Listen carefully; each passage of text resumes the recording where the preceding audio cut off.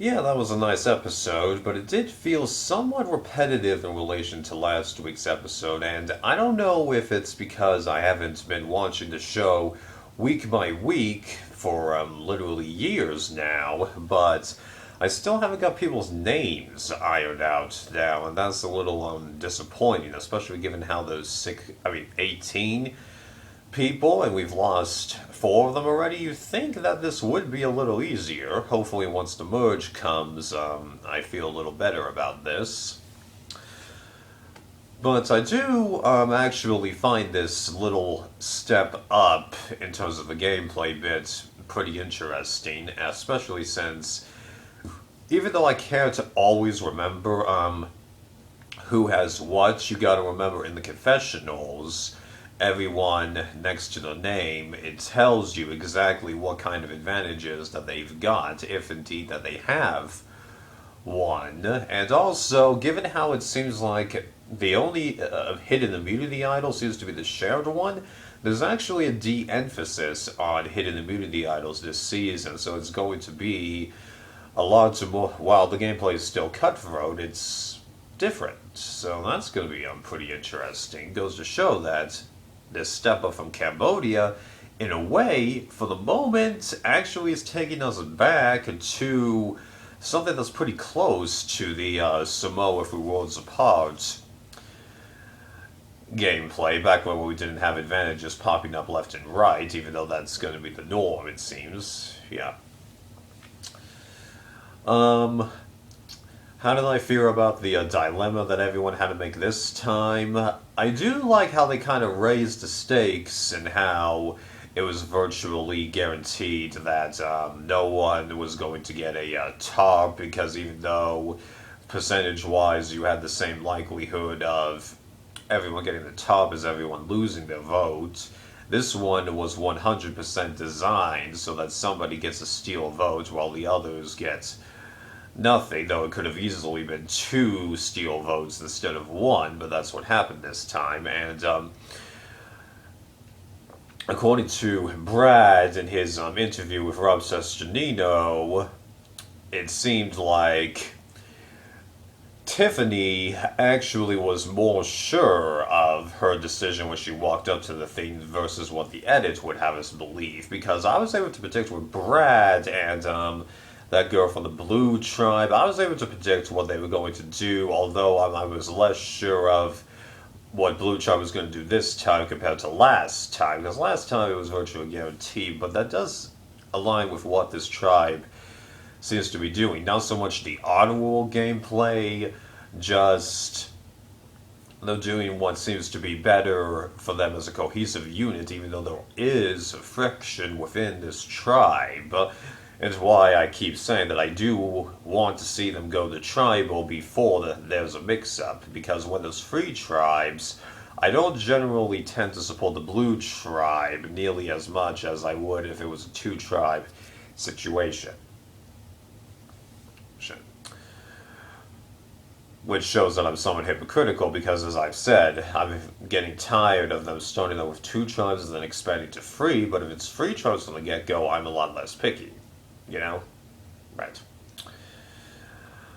And then also with all those beware advantages, the second ones being in more obvious places. They're just trying to set this up, and it would have been pretty interesting to see what happens if somebody doesn't actually read it, but kind of like Pandora's box from Big Brother, the name should tell you all you need to know. They know that most likely they're going to open it. Sure, the chick from the Blue Tribe opened it without realizing that there was beware, but it all depends on how you grab it, because do you wrap your fingers around the thing and then have the top of it rest in your palm? Or do you pick it up in such a way that you have to turn the thing, you know? So the top is now the bottom, and now it's in this kind of a grip. That can make a difference. The immunity challenge, well, it was actually really obvious that Yellow was going to be one of the victors because we got no real confessionals from them about any tribal dynamics. It was just Tiffany having her moment after the tribal council, and then that was it. So it was pretty obvious. Then, based on number of confessionals in the episode, I was like, Green will probably lose, but it would be interesting to see if Blue does. But Blue ends up getting the victory, and once that happened, I'm like, okay, challenge over. And I was right. So with Brad and his Beware advantage, he made it clear to Rob Sesternino that not only could he not vote, he couldn't use his steal a vote. That's why Xander, in last week's episode, didn't do anything. Now, he did mention that it seemed to be okay that he could have given the steal a vote to his ally. Unfortunately, I still don't have her name locked it down. I think it's like Jean or something like that. But the problem with that is, even if she steals a vote, it ends up being 2 votes JD, 2 votes Brad, but there's only 3 people on the revote, I think. I'm not sure, because I don't think that there's any way for anyone that isn't a contestant to learn about these hypotheticals, and some of these hypotheticals probably aren't in the rule book. Production wants it to be a bit of a secret to people, and odds are most of production is told not to reveal what happens in these hypotheticals because, as Jeff stated, they did have a winner's mechanism for a 9-member jury versus a final 3, but it seems like they're not going to be doing 9-member jury and final 3s anymore, so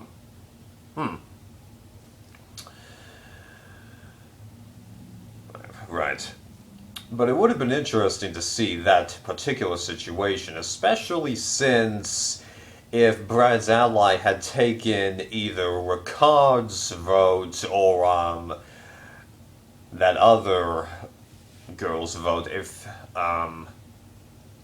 she had done that, then maybe it would have worked out better at her advantage, because if she did that, Brad, he can't vote at all.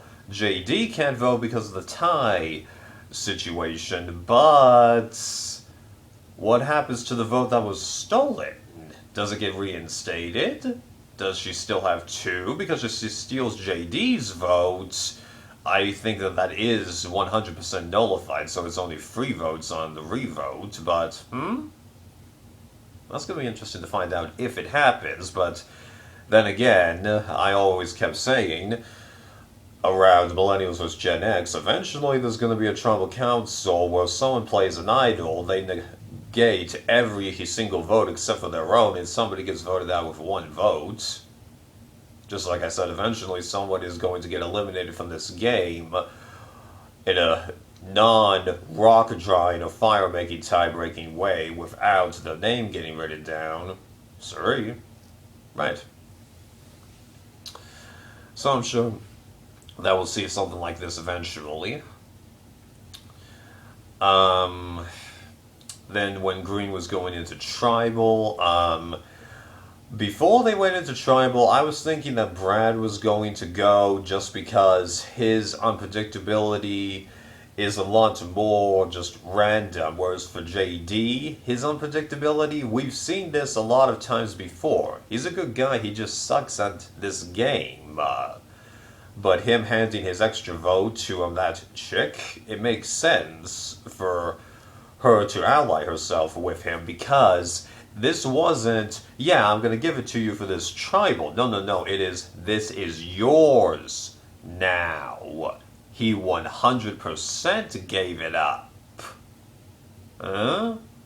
He forfeited it. He'll do whatever at this point. Although, ironically, based on what I was hearing at Tribal, if I had just heard that with no other context, I would have said that they were going to vote out JD, but no, they voted out Brad, which I was expecting.